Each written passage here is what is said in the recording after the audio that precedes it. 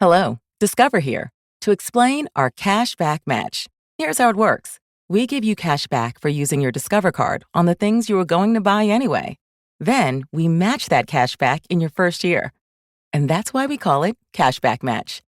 Now to recap and say cashback one more time. We match all the cash back you've earned at the end of your first year automatically. Discover. Exceptionally common sense. Learn more at discover.com/match. Limitations apply. Hurry in to Mattress Firm's July 4th sale. Get a king bed for the price of a queen or a queen for a twin and save up to $500 on Sealy. Plus, get a free adjustable base with qualifying Sealy purchase, up to a $499 value. Or shop Tempur-Pedic, the most highly recommended bed in America, and save $500 on all Tempur-Breeze mattresses and get a $300 instant gift good towards sleep accessories. Only at Mattress Firm. Restrictions apply. See store or mattressfirm.com for details. The Adventures of Sam Spade, Detective.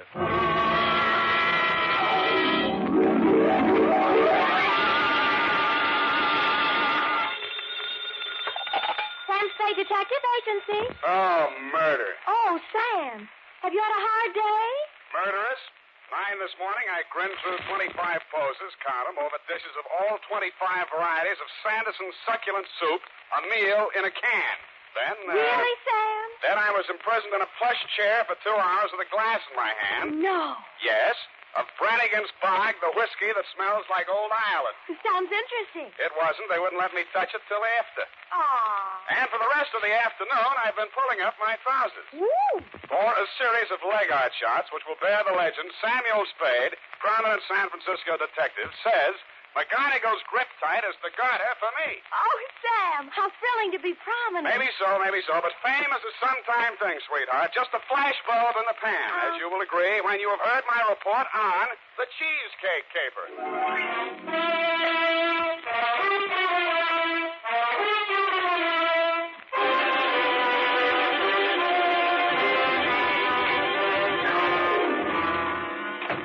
I ought to be infectious.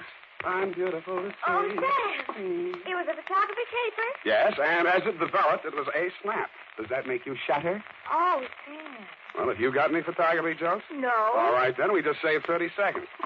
And, by the way, Miss Perrine, statistics prove that 9 out of 10 private secretaries have the pencil ready when the boss comes in. Why do you always have to be number 10? Well, I'm ready, Sam. Here's the pencil. That's better. 2, Homicide Division, San Francisco Police Department. Attention, Lieutenant Kelsey from Samuel Spade, license number 17596. Subject, the Cheesecake caper. Dear Kelsey. Down. Cheesecake, to me, was something that cost 25 cents on the a la carte side of a menu up until now.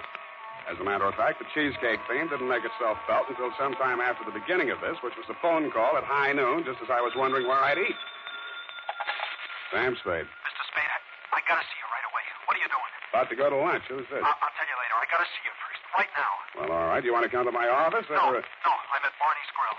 You know where that is? Yeah, I know where that is. Who will I ask for? Just go in and order a sandwich. Nobody sent for you, see? You just come in for lunch. I just go...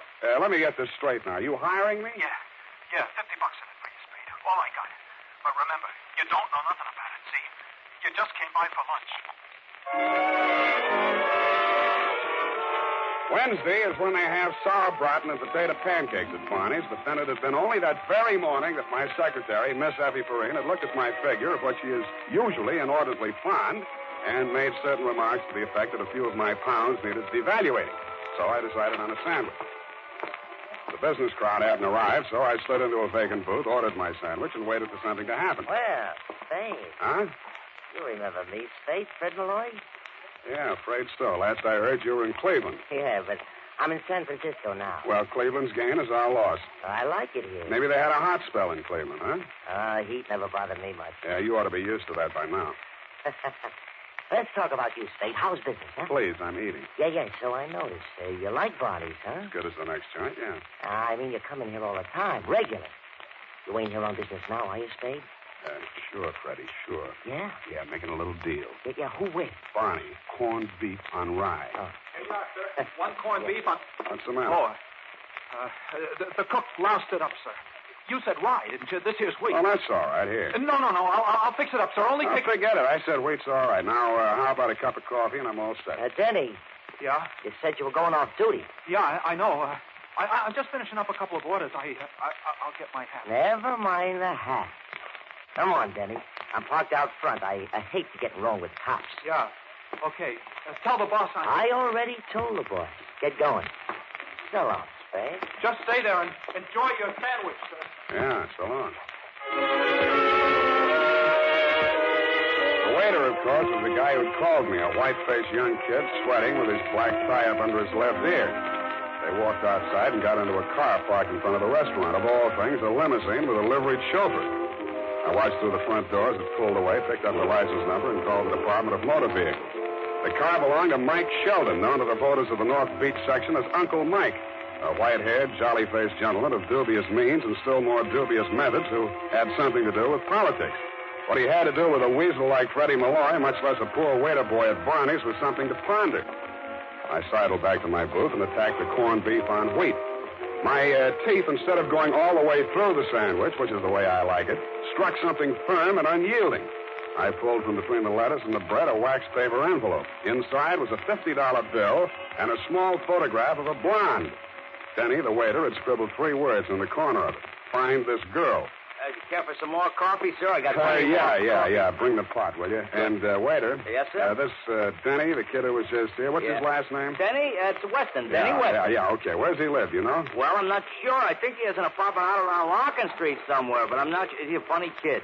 Yeah, what's funny about him? Well, I mean, working as a waiter in a joint like this when his sister had all that dough living in that Knob Hill apartment and all, you know. Who's his sister? Monica Weston. You must have heard of her. Used to be a dancer in some joint over in North Beach. Well, I don't get around much anymore. Well, you saw the papers, didn't you? She was in the papers? Yeah, committed suicide. Denny nearly went off his rocker. Wait a minute. Look, is this here his sister? Oh, let me see. No. Monica was a redhead. This here's a blonde. Well, I'd better get you that coffee while it's out. Be right with you. I examined my sandwich for further clues, found nothing except corned beef, so I put it back together and began to eat it while I scrutinized the picture of the blonde. A nice-looking girl in her 20s, no scars, birthmarks, buck teeth, or anything else to set her apart from roughly 25,000 other blondes in San Francisco. There were a couple of points, though. The picture was about 2 inches square, showing her head and shoulders, and her hand was up to her face as if she was surprised at something near the camera. On one of her fingers was a ring, which I couldn't quite make out. On the back of the picture were the letters L-P. Now, this is probably the credit stamp of some professional photographer. I abandoned my sandwich, thumbed through the yellow section of the phone book, and stifled a cry of triumph as I discovered the firm of Leonard and Perkins, photographers, with an office on Bush Street, where forthwith I went. No, I'm sorry, Mr. Spade. I don't think we did that here. You're sure that's not your mark on the back, Mr. Leonard? Oh, positive. And anyway, that's not the kind of work we do. Looks like an outdoor flash shot. Ours is all studio stuff. Funny trimming it down like that. Trimming it down? Yeah, this is probably a standard 8x10. Someone just got the center out of it. Thanks very much. Bye.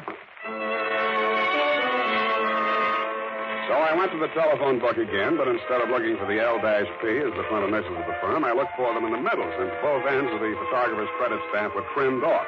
And I ran across an outfit called Cal Pictures on Harrison Street.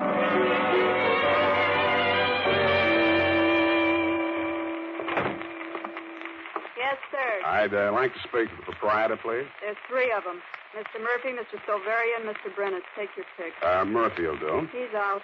How about Silverian? Tied up with Mr. Brennis. Where are they tied up? First door to your right. That's the main studio. Do not enter if the red light is on. Heaven forfend. No. Al, will you let me do it, my No, there's no human interest. I have seen photographers at work in my time, but not like this. I saw now why they were tied up. They were fit to be tied. In the middle of the studio was a mass of equipment that looked like a cross between the Palomar telescope and an atom smasher, with what seemed to be a stretched-out accordion on the bottom. All of it pointed at something lit up by floodlights on a small table. When I got up close, I found out what it was. Brennis and Silveria were photographing a plate of pork and beans. Al, for crying out loud, look at that pork. What is the matter with that pork? What? What's the matter with it? It just lies there. What do you expect it to do, Chemmy? Excuse me, fellas. When did we hire you? You didn't. I only wanted to... don't pay any attention to him, John. Now, come on, focus. Focus. Now, what's the use? Let- Why waste the shot? You know what he said? The pork's got to have get up and go. Get up and go. It's got to look succulent. It's got to look married to those beans. What do you want me to do? Sprinkle it with orange sauce? Look, fellas, I really don't want to interrupt. You know Honest, but... good, Silveri. You know what they're going to run under the shot, don't you? Nussbaum's New England pork and beans married in the can. Can I be best man? Okay, what do you want? I'm only Sam Spade, a private detective, trying to locate this girl here. What girl? Ever seen her? Sure. Where? Well, this is our shot. Look, you remember, Al, the cheesecake job the other night. Look at it. Oh, yeah. Cheesecake job? Down at the railroad. Yeah, that was for Norby's nifty nylon. You mean this girl's a model? No. She walked in front of the camera at just the wrong time and loused up the shot. We had to shoot it over. Yeah, we had a model with a pair of Norby's nylons on, see? Well-known brand of stocking, and the idea was to stand her up next to a train coming down at the depot there. Then what we tried to do was get a shot of her fixing a guard, a leg guard, you know. Yeah. Surefire. Yeah, with a lot of admiring glances from the crowd. Brand new idea. Yeah. Real train, real station, real people. Human documentary. Yeah. Very So Al sets up the camera, and the model makes with the garter, and I whistle to get the crowd's eye, and we set off the flash. But the dame here walked in front of the camera. However, it was not her fault. No, it's an awful nice kid. We told her to drop by, we'd give her the shot. Great, swell. What's her name? I don't know her name. Did she come by? Yeah, a couple of mornings ago. I gave her the print and the negative, too. Got any other copies of it? Well, I don't know. It'll take us a while to check the file. Oh, Well, look, do that, will you? And if you find anything, here's my phone number. Yeah. Now, as I was saying about that pork, John, again with a your pork. pork is your pork. There is nothing you can do to glamour it. I glamorize the number of pork.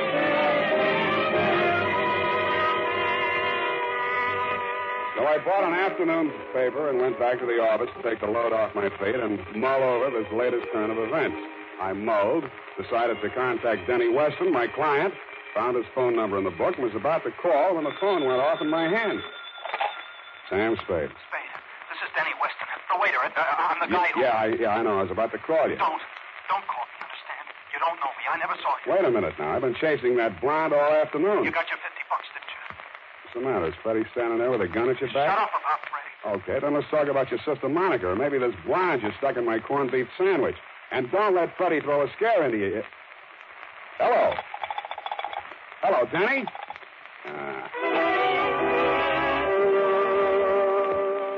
So that left me with a set of grim suspicions, a $50 bill, and no client. I put my feet up on the desk and opened the paper. Then I put my feet back down on the floor. On the front page was a picture of my blonde with a caption over it reading, "You know this girl." I took the other picture out of my pocket and compared them. They were the same except for one thing. The picture in the paper was taken on a slab in the city morgue.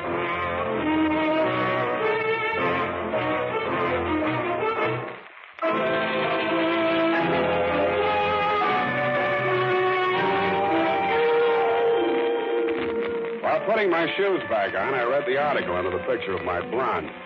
It was simple enough. She'd turned up in the bay near the yacht harbor an hour before with a bullet in her back. The paper said nothing about identification. It didn't have to. Knowing you as I do, Lieutenant, I realized if there had been anything on the body to identify it, the picture wouldn't have been in the paper.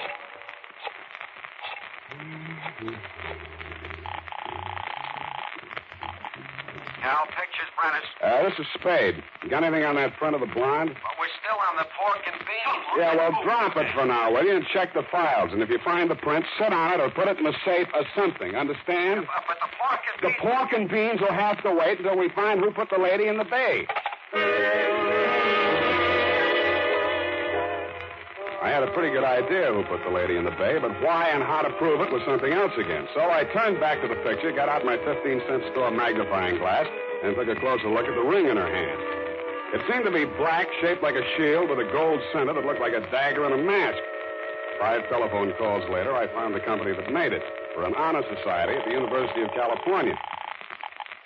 Blue and gold office.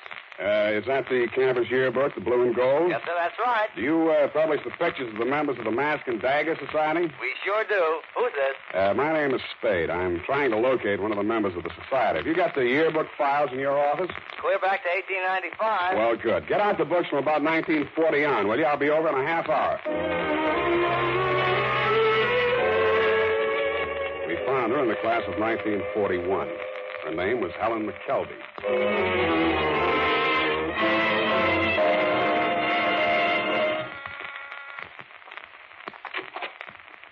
Yes. What is it?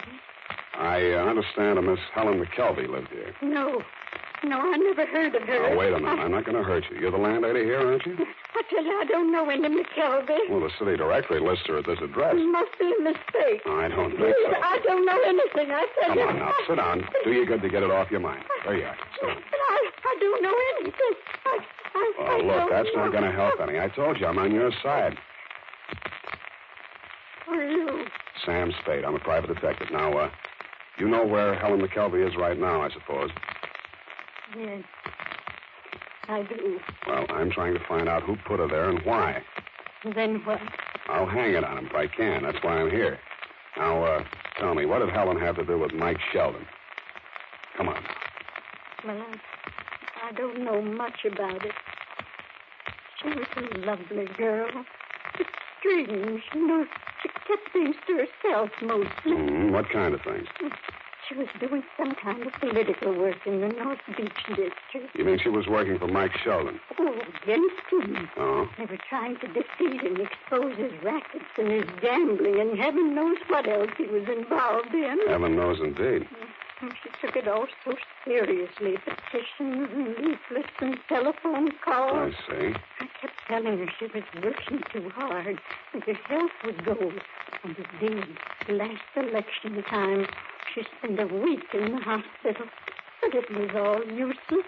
Sheldon was too big, too powerful. Why, he never even heard of her. I can guarantee you didn't know her by sight. I know. And then last week, a strange thing happened.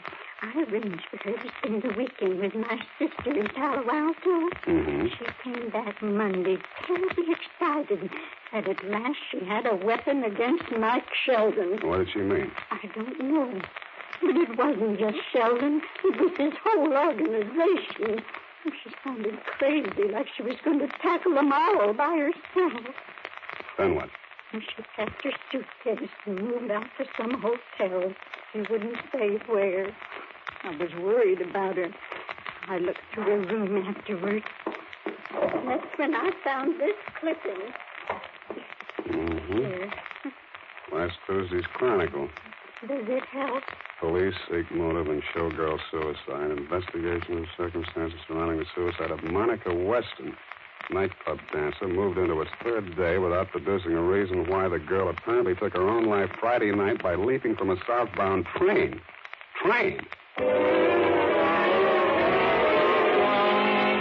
I took off to headquarters where, as you'll recall, Kelsey, we went over the file on the showgirl caper. As you'll also recall, we came up with nothing that wasn't in the newspaper. The girl had apparently climbed aboard the train at 3rd and Townsend, eased down the aisle to the end of the car where a porter had left the door open, and flung herself off on the straightaway stretch near South City, where the train hits it up around 70 miles an hour. She'd been pretty, unaccountably prosperous, and hardly a candidate for suicide. But nothing had turned up in her background to set her up as a candidate for murder, either. So that's where it stood. 2 dead young ladies and a missing cheesecake photograph of Norby's nifty nylon. Feeling this is enough for a day, I limped back to my apartment. I tossed my hat on the bed and started to pour myself a drink. Oh, you never want to do that, Spade. Huh? Oh, Freddie. Dumb stunt tossing your hat on the bed. It's bad luck. Yeah, that's not so bad, Freddie. Well, I expect to go home to a cold, empty apartment, and I find you. How about a drink? Oh, no, thanks. I didn't come to drink. Oh, how'd you get in? Walk under the door? Oh, in a gay mood, ain't you? I'm a cheerful type. Had a busy day, Spade? Oh, ran a few errands. There's an ugly rumor running around town, Freddie. Huh? They're saying Uncle Mike Sheldon played sucker for this Monica Weston dame, that she was shaking him down and he got tired of it, what with the election coming up and all. Yeah? It's a fact. And they say she didn't commit suicide at all. Well, where'd you hear this? In Union Square while I was feeding the pigeons. You think I'm kidding, huh? You think I'm kidding? Now, wait. You know what happens to boys who play with guns, Freddie. Shut up. Go on, answer it. Okay. Hello. Mr. Spade? Yeah? Silvery at Cal Pictures. Uh-huh. Listen, about that cheesecake shot. Oh, now, Luella, don't take on. So I didn't mean it that way. Luella? No, I'm talking about the cheesecake shot down at the depot. Luella, honey, the girl is only a good friend. It's all your imagination. Well, it's not my imagination. We found the print in the files, and it's here. The secretary just pulled a boner. Whatever do you mean? Someone named Mike Sheldon called, and she told him that we had it. Now, he's on his way here to pick No, it up. no, listen, Luella, don't do it. I'll be right down. Sorry, Freddie. No, you ain't going nowhere, Look, Spade. Freddie, this girl, she's all worked up about nothing. Even the pigeons, huh? You want to know what you were doing, Spade? What? I'll tell you. 1:30 p.m. Went to a photographer on Harrison Street. 3 p.m. across to the campus at Berkeley. 10 after 4 to a rooming house on Bay Street. And from 5:30 to 7 at headquarters. Feeding the pigeons, huh? You're just like Luella, Freddie. Your imagination's running away with you. Come on, have a drink. Now, I told you I don't want to drink. The bottle was half full, but it seemed like a good investment. Freddie took it just over the left ear side and sat on the floor. I dragged him into the closet, locked it, and took her off the Cal Pictures.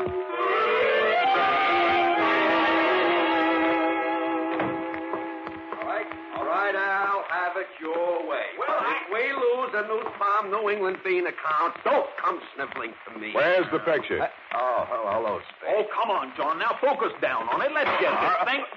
The beans. 2 days' work. Hey, what's the big idea? I'm sorry, fellas. I accidentally hit it with my elbow. I'll buy you a new can tomorrow. Where's the picture? On the table there. I brought her over the floodlight and looked at her. The blonde was in the foreground, blocking out the model with the garter, but the shot wasn't entirely worthless since directly behind her, about to get on the train, looking squarely into the camera, was Monica Weston, the dead showgirl, and with her, with his white mane a-flying, was you-know-who. Now, wait a minute. You can't barge in like Shut up. this. All right, hold it, boys.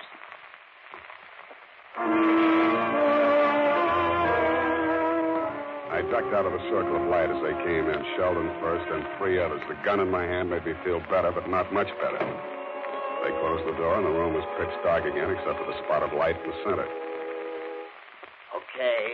Okay, Spade, where is it? I know you're in there, Spade. You're a little late, Sheldon. We sent it to headquarters. Huh? Well, I think you've got it right here. She had a negative, you know. Mailed them around like postcards. I'm not worried about the others. Come on now, let's have it. You hear what I said, Spade? Yeah? Come and get it. Okay. Now, hold it, boys. Okay, Spade. I'll come and get it.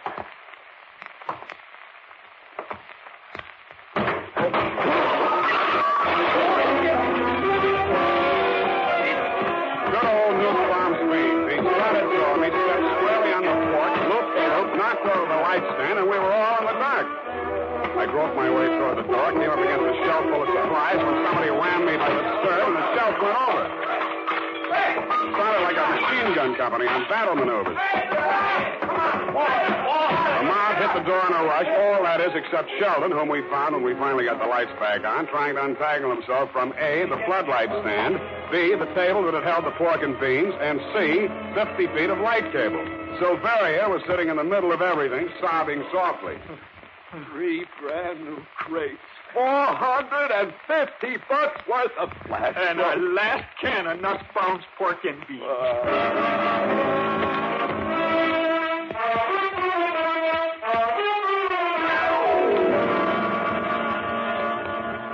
And that, Kelsey, is the wine for that. Now I have in your hands my account of the affair, plus the cheesecake photograph, plus Michael Sheldon, who is, I admit, a fairly solid adversary.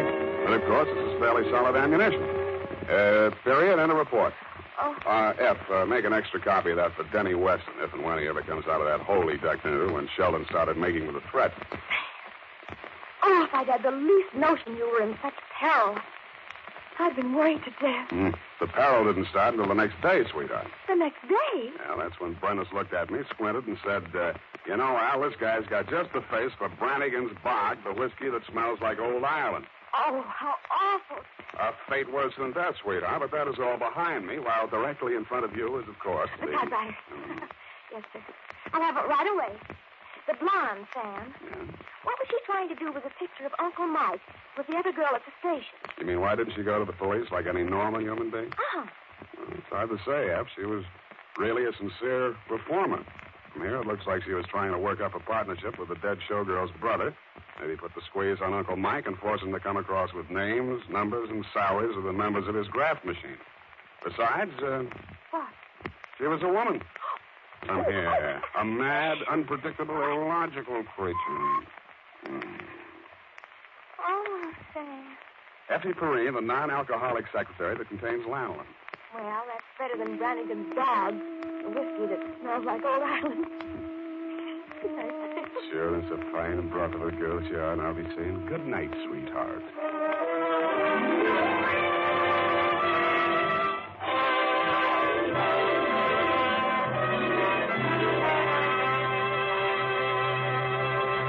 The Adventures of Sam Spade stars Howard Duff as Spade, with Lurene Tuttle as Effie. This is the United States Armed Forces Radio Service, the voice of information and education. At Lowe's, every pro is an MVP to us. It doesn't matter how big or small your business is. If you're a plumber, roofer, electrician, or remodeler, your business earns back when you spend, gets exclusive offers, and paint rewards. It all adds up to help drive your business. Join Lowe's MVP's Pro Rewards and Partnership Program today. Minimum purchase required. Earnings and paint rewards awarded as Lowe's e-gift cards. Exclusions, restrictions, and more terms apply. Valid through 12/31/22. See Lowe's.com/L/Pro Loyalty Terms. Subject to change. U.S. only.